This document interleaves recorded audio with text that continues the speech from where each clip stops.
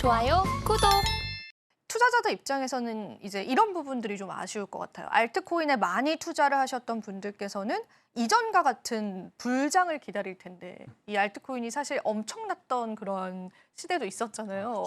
근데 그게 다시 올까? 아니면 너무 비트코인만 지금 시장에서 집중이 되는 건 아닐까? 그게 ETF의 영향도 있겠지만은 그런 면에서 생각할 때는 이전과 같은 알트코인 시즌 오실 거라고 생각을 하세요?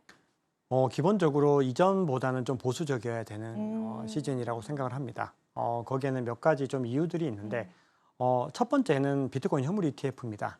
시장에서 가장 많이 좀 걱정하는, 뭐 걱정이라기보다는 과거와는 좀 다른 양상을 보일 것이라고 하는 첫 번째 이유는 이 비트코인 현물 ETF가 상장이 되다 보니까 여기에 자금이 묶이는 부분들에 대한 우려감들이 있습니다. 그럼 여기에 묶인다는 거는 암호화폐 시장으로 바로바로 빠져나갈 수 있는 돈이 아닌 거죠. 결국은 이게 어떻게 보면 나스닥이라든지 아니면 다른 곳에다가 묶이는 개념이기 때문에 우리가 첫 번째로는 자본이 과거처럼 순환하기가 어려울 수 있다. 이런 관점들이 있습니다. 그래서 과거의 어떤 패턴들을 한번 보시면은 비트코인에서 이더리움으로 이제 자본이 순환을 하고 나서 그 다음에 대형 자산 알트 시즌이 본격적으로 오는 이런 기본적인 4단계 정도의 흐름을 가져간다라고 했을 때 비트코인에서부터 먼저 묶여버리면은 이더리움이나 그 다음 자산까지 갈 수 있는 자본들도 생각보다는 많지 않을 수 있다는 두려움이 첫 번째로 있는 거죠.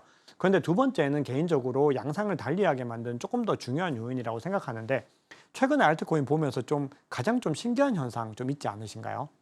제가 느꼈던 신기한 현상은 솔라나가 많이 이제 독주를 했구나라는 그런 흐름들. 솔라나. 네. 맞습니다. 그러면 그 솔라나가 독주한 배경에는 밈코인이 있었습니다. 맞아요. 밈들이 이제 네. 네. 그래서 이 밈코인이 계속해서 급등하는 움직임들 계속해서 새로 시장에 찍어 나오다 보니까 그게 이제 솔라나에서 대부분 다 발행이 된 겁니다. 발행이 된 거니까. 네. 그죠? 왜냐하면 네. 솔라나가 워낙에 빠르고 편리한 UI를 가지고 있는 펌프닷펀이라고 하는 그 플랫폼도 가지고 있는데 그러다 보니까 시장에서는 민코인이 많이 펌핑하고 그 여파로 솔라나가 펌핑하고 솔라나의 생태계가 펌핑하고 이런 식으로 자본의 순환이 흘러가고 있는 상황이다 보니까 이 밈코인에 대한 관심들이 너무 많이 늘어났습니다. 그래서 자본의 어떤 흐름에서 과거에는 내러티브와 펀더멘털을 딱 비교했을 때 이 내러티브는 어떤 펀더멘털은 없지만 매력적인 그러니까 뭔가 오를 것 같아. 이런 자산이 내러티브라면 펀더멘털은 근본적인 코인을 의미를 하는 겁니다.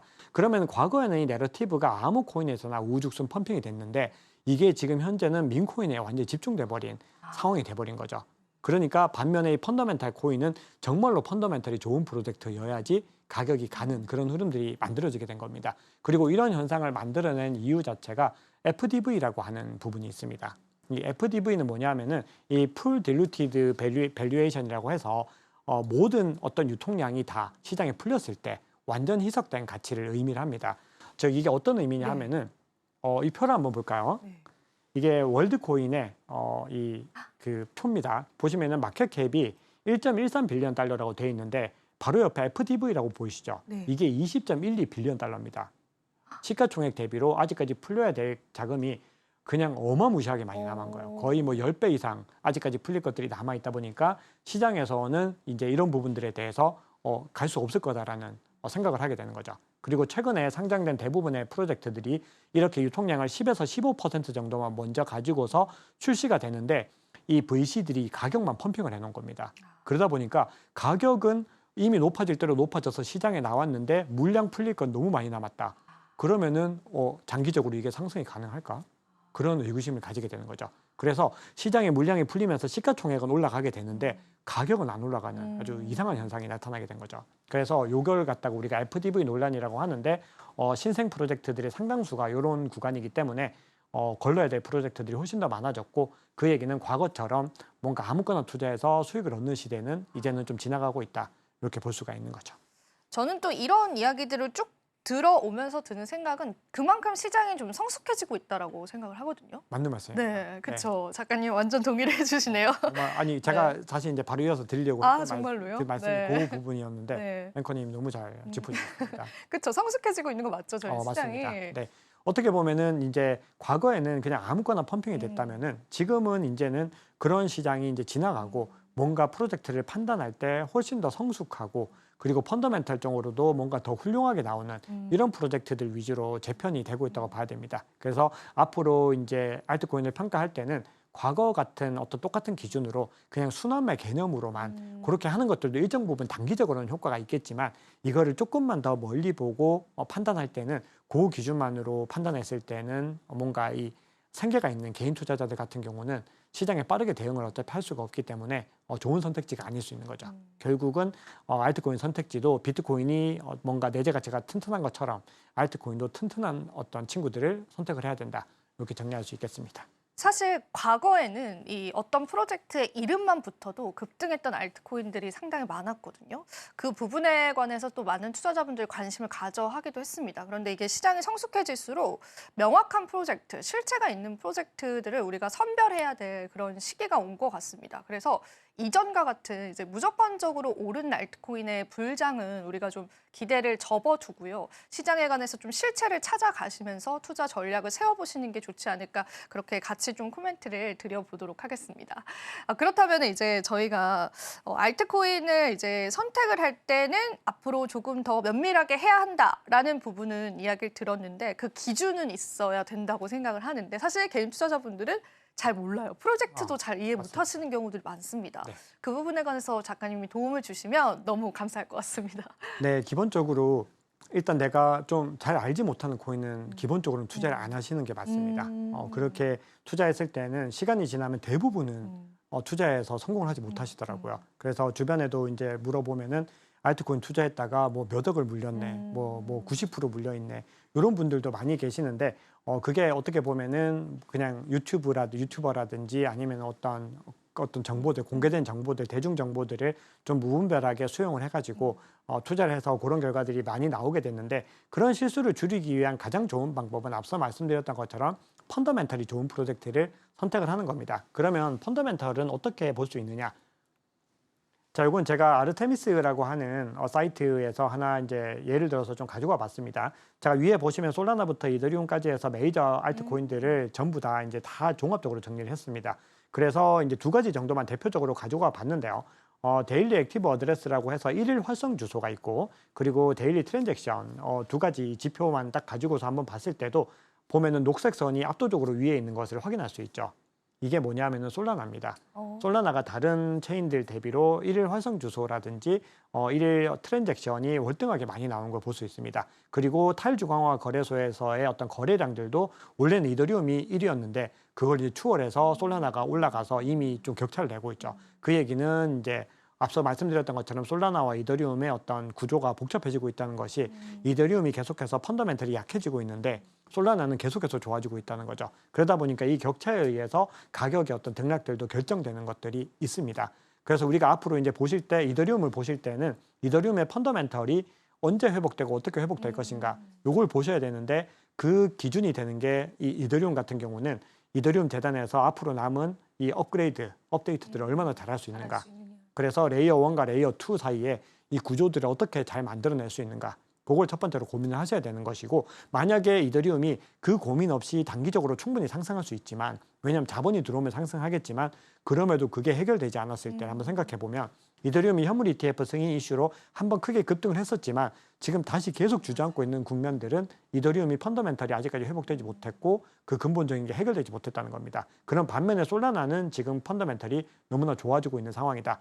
이걸 확인할 수 있는데 여기에도 좀 변수가 있습니다. 아, 그래요? 앞서 민코인 말씀 주셨듯이 민코인이 너무 많이 펌핑한다는 것은 결국은 솔라나의 어떤 근본적인 펀더멘털이 계속해서 이 민코인에서 나오고 있는 것이기 때문에 그런 부분들이 조금 다른 디파이라든지 아니면 다른 서비스들, 모바일을 활용한 다른 확장성들을 계속해서 개선하지 않으면 솔라나도 완벽할 수는 없다라는 거죠. 그래서 그런 어떤 움직임들을 계속해서 살펴보셔야 되는데 그걸 보시려면 결국 이 펀더멘털 지표들을 보시면서 펀더멘털이 어떻게 움직이는지 확인하시면은 이게 가격에 바로바로 활용이 되는 겁니다. 얘기가 좀 길어졌는데 제가 하나만 더 말씀드리면은 제가 이제 같이 공부하시는 분들한테 이제 말씀을 드릴 때 실시간으로 뭔가 정보들을 공유를 해드리는 게 있어요. 근데 보는데 셀로라고 하는 프로젝트 절대 매수매도 추천 아니고 그 특정 프로젝트가 갑자기 펀더멘털 지표가 비정상적으로 팍 튀는 걸 보고는 이거 뭔가 심상치 않다라고 했는데 그 다음날 급등을 했습니다. 가격이. 그래서 그만큼 이 펀더멘털 지표는 우리가 아주 중요하게 시장에서 보셔야 된다. 이걸 한 번 더 강조를 드리고 싶습니다. 네, 이렇게 해서 코인들에 관한 펀더멘탈에 관한 이야기들도 저희가 들어봤습니다. 자, 그렇다면 또 오늘 또 중요한 이야기가 될 것 같은데요. 마지막으로 제가 또 여쭤보고 싶은 거는 이번 대선에도 수혜를 받을 수 있는 알트코인이 있을까? 개인적으로도 굉장히 궁금했거든요. 작가님 답을 좀 주실 수 있을까요? 네, 대선을 기점으로 상승할 수 있는 코인 굉장히 너무 많습니다. 사실 종류가 많은데 요거는 이제 제 개인적인 의견들도 좀 있지만 이제 외부의 어떤 의견을 조금 더 가지고 와서 공신력을 조금 더 더해보면은 제가 이제 요 준비된 표를 한번 보시면은 요게 ETC 그룹이라고 하는 곳에서 이번에 대선을 기점으로 해서 트럼프가 당선됐을 때 수혜를 받을 수 있는 코인을 정리를 해뒀는데 이 얘기는 트럼프가 당선되면 가격이 많이 오른다는 얘기이기 때문에 반대도 똑같이 적용됩니다. 해리스가 당선됐을 때 보시면은 여기 요 표인데 트럼프가 당선됐을 때는 만약에 예를 들어서 도지 같은 경우 20.9% 오르지만 해리스가 당선되면은 20.7% 빠질 것이다. 이런 분석을 하고 있습니다. 그래서 어떤 기점에서 트럼프가 당선됐을 때 기준으로 한번 설명을 드려보겠습니다. 만약에 트럼프가 당선되면은 지금 현 시점에서 가장 단기적인 어떤 등락이 큰 코인은 도지코인이 될 가능성이 있습니다. 도지코인은 우리 다들 알고 계시겠지만 일론 머스크가 적극적으로 밀고 있는 푸시하고 있는 네. 맞습니다. 도지파더.